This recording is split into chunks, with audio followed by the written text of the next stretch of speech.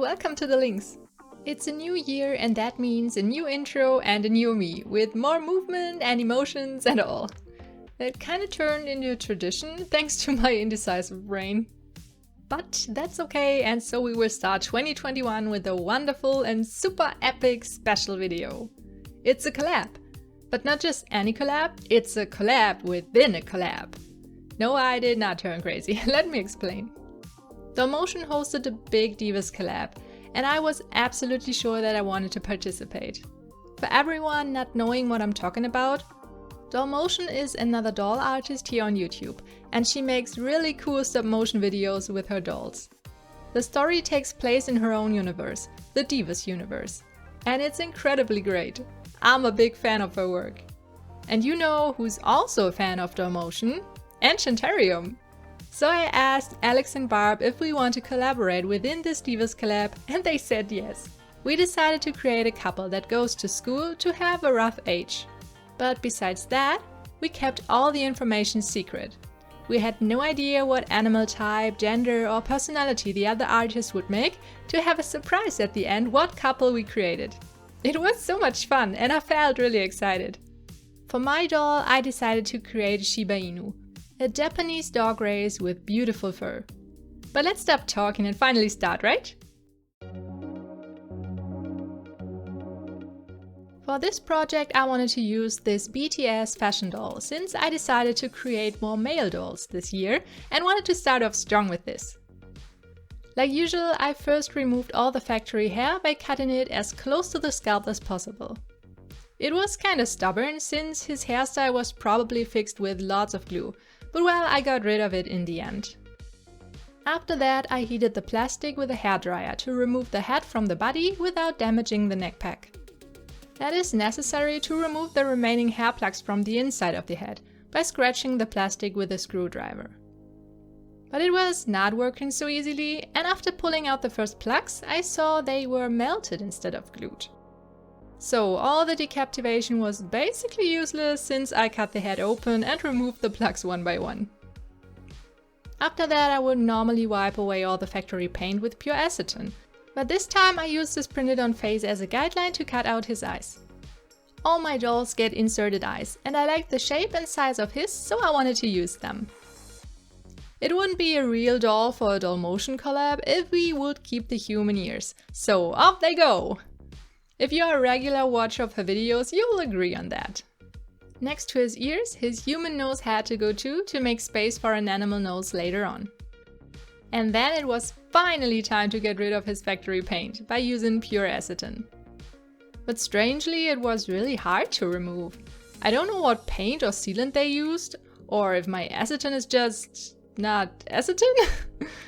But since I decided to spray paint everything later, it was not so bad. Let's continue with his body.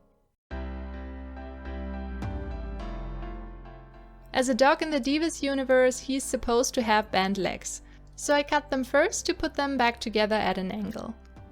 Later I realized it would not have been necessary because the age I gave him is not known for already developing bent legs. But let's just pretend he's a little ahead of his natural age, right? Before putting his legs back together, I sanded down his printed on panties and some factory marks. Since he's going to be a dog, he also needed a hole in his lower back for a future tail. To attach his legs back onto his body, I made a few holes in the pieces to poke a wire inside and twist it to fill the gap. After that, I secured the construction with some hot glue. For a smooth transition and better look, my trusted epoxy sculpt entered the game. But before that, I placed the head back onto the body and inserted some wires as a base. Like I already said, he would get an animal nose too, as well as some animal ears. It was the first time for me to create a snout and not let the face stay completely human, so I felt a little insecure, but the ones of you who already know me know that I love to try new things. And I do think it turned out not too bad for my first try. Considering his age and the rules of the Divus universe, his snout probably should have been a little smaller, but I did my best, okay? After all the epoxy was set in place, I let it dry overnight and came back the other day to sand it all smooth. Sanding is actually the part I dislike the most, and I often get very impatient with it, so my work really could need some more improvement on that. Maybe a goal for 2021 to work on that? From my least favorite to a really enjoyable part: paint! To smooth all the transitions out, I worked a little bit with Mr. Surfacer, and that's why the doll is grey now. Since that does not look so beautiful, I first painted everything with his skin color again. For that I used my airbrush and some acrylic paints from Arteza. My first mixture was too yellow, so I went back mixing in some red. Still not perfect, but way better. And since I plan to roughly adapt Shiba Inu's fur color later, I just needed the skin color to hide the grey either way. Speaking of fur, let's start with the first color: white. There are different breeds of these dogs. Some have black fur, some have white creamy one, and others have red one.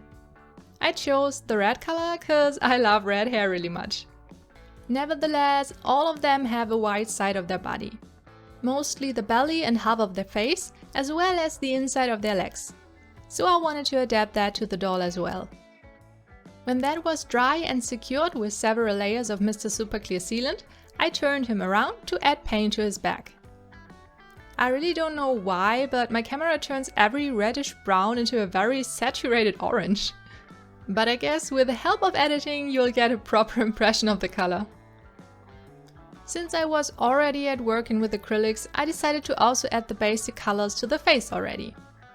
Shiba Inus have white fur spots at the section of their eyebrows, so I already painted them on, as well as the black nose.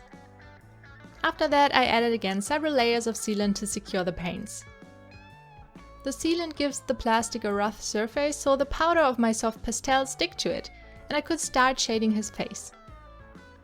Even though I really improved on face-ups, I still feel that I'm far from where I want to be honest. I know it takes a lot of patience and practice, but sometimes I can be really impatient. So I guess another goal for 2021 is getting better at face-ups again. But since I'm still midway learning how to tackle this problem, I often don't know how to explain what I'm doing. So let's take this time for a little commercial break. Woo! I know, everyone hates commercials, but a girl has to eat, okay? Well, I just wanted to tell you real quick about my Patreon account. It's a pay what you want system without any tiers, so you can decide for yourself with how much you want to support me to see all the content.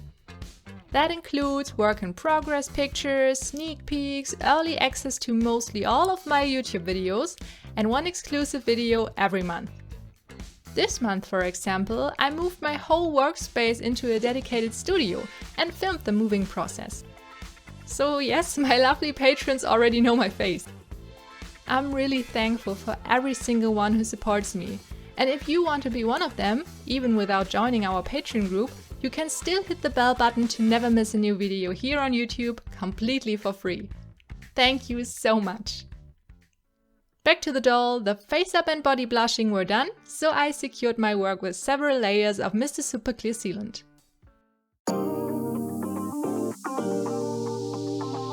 I usually give my dolls long hair, because it's easier for me to make, but this time I wanted to challenge myself with a short hairstyle. An undercut to be more precise, so the first step was to prepare some flocking by cutting yarn in teeny tiny pieces. I glued it to his ears first and then around his head to mimic very short hair. I think he looks like a teddy bear now. While that dried, I already inserted his eyes that I prepared off camera. It's always a little difficult to put eyes into a fashion doll head because they are not made for it. It's already small and the neck pack has to be shortened. Moreover, you need quite some eye putty and of course, patience. When the eyes were at the right spot and secured, I put his head cap back on his head to add a little more flocking. While that dried, I was able to prepare some wefts for his head. I needed two different colors, a reddish brown and some cream white. For the light wefts, I mixed some cream brown and straight white to receive the right color. To get the hair fiber, I used the method from Hiki Hiki Ksu that I already talked about in previous videos. I already have a more detailed video about it on my Patreon if you're interested. It's really useful if you want to get maximum length out of yarn fibers, but I also used it now even though I needed short wefts. I just prefer it over the usual brushing method. Hair kinda turned into one of my favorite things to do, and I really would like to try combining the yarn pulling method with rerouting someday. Before I could add the last part line wefts though, everything needed to be completely dry, so I used that time to already cut his hair a little. I really am no hairstylist by any means, but I tried my best. With the remaining wefts I wanted to work on his tail. Shiba Inus have a really plushy, curved tail with short hair. To create this, I started with a base out of wire and some fabric that I stuffed with cotton wool.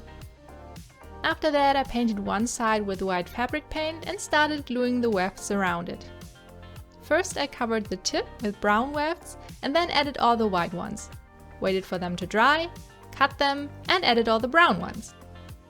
It looked like a mess, but after trimming, it immediately was a lot better. Tails are not my strongest part in customs, but this one turned out pretty good in my opinion. I glued it in the hole of his lower back and the doll itself was done.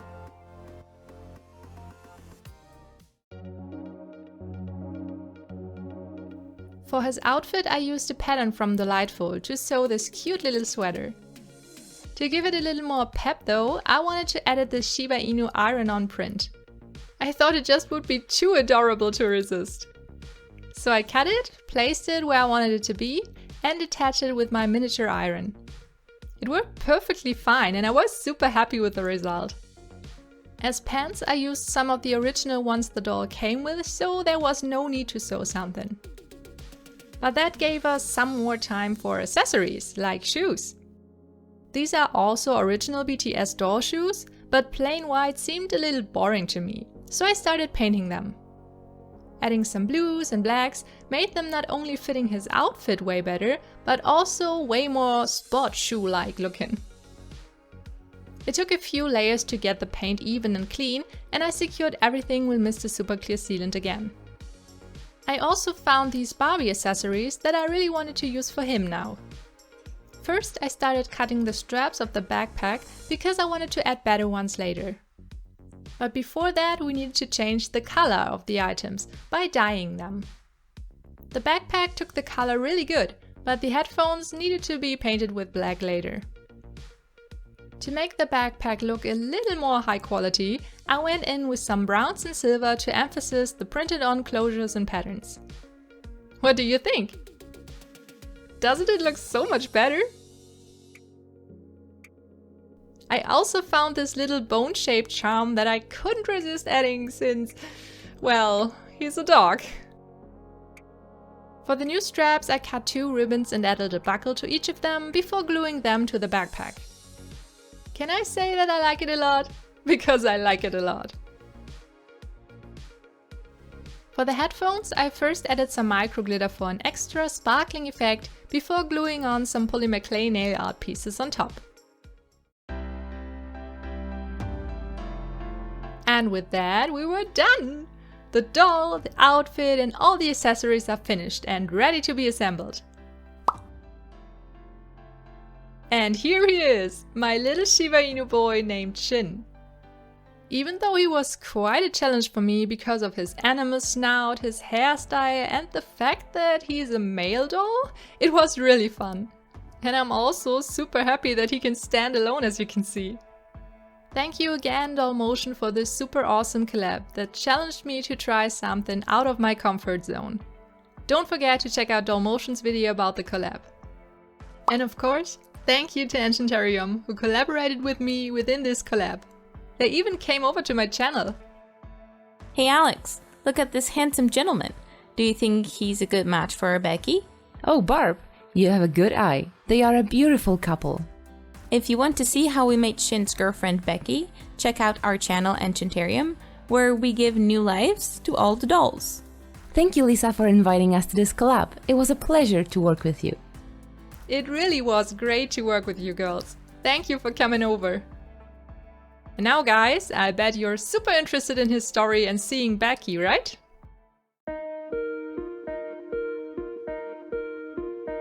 Shin is a 17-year-old student at Alcha School.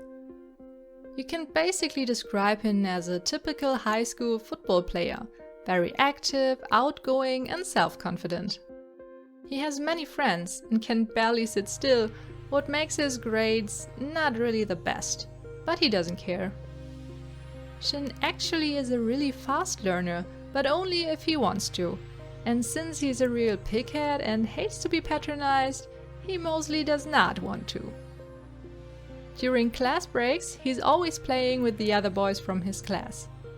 Mostly soccer or basketball, while the girls are watching and flirting. He likes the attention, but never felt interested in one of the girls. One day though, there was a girl who wanted to join them.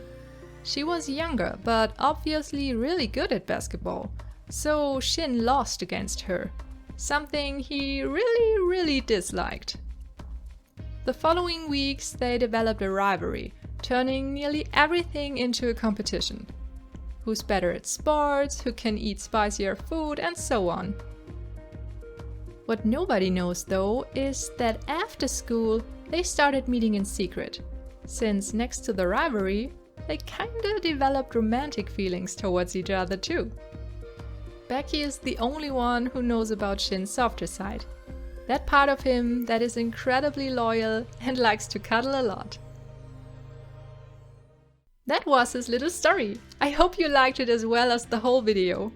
I had so much fun creating him and chatting with Enchanterium about the story for our cute couple.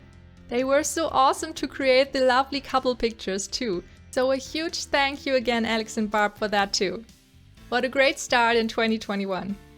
Thank you so much for watching my little lynxes, and don't forget to check out the other videos from Dollmotion and Enchanterium. Have a wonderful day. See you soon. Tschüss!